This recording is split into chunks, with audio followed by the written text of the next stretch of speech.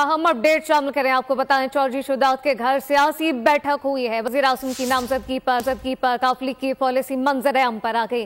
मुल्की मफादात माशी इस्तेहकाम को मुकद्दम रखने की दो निकाती पॉलिसी पर सियासी क़यादत का इत्तफाक खुशाइन है।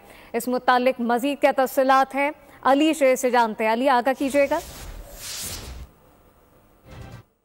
चौधरी शुजात हुसैन की रिहाइशगाह जो है वो सियासी सरगर्मियों का इस्लामाबाद में मरकज बन चुकी है। गुज़िश्ता रात जो हुक्मरान इत्तेहाद की अहम जमातें हैं उनके दरमियान भी मुलाकात हुई। आसफ अली जरदारी मौजूद थे, शहबाज शरीफ थे, इसी तरह डॉक्टर खालिद मकबूल सिद्दीकी थे, अलीम खान थे। तो इस तरह उन्होंने अनाउंस किया कि वो मुख्तलिफ जो साबका इत्तेहाद की जमातें हैं उनकी तरफ से उम्मीदवार होंगे वज़ीर आज़म के। वहाँ पे उनको नॉमिनेट किया गया। उसके बाद मियां नवाज शरीफ ने भी उनको नॉमिनेट करने का ऐलान कर दिया।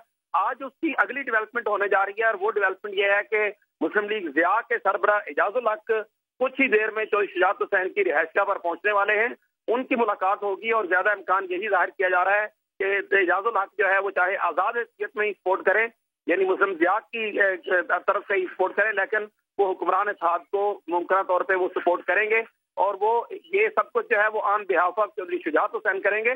उसकी वजह यह है कि एजाजुल हक और चौधरी शुजात हुसैन के खानदान के बहुत पुराने ताल्लुकात हैं और उनके वालिद जनरल मोहम्मद ज़ियाउल हक से के ज़मानों से उनके आपस में अच्छे ताल्लुकात हैं।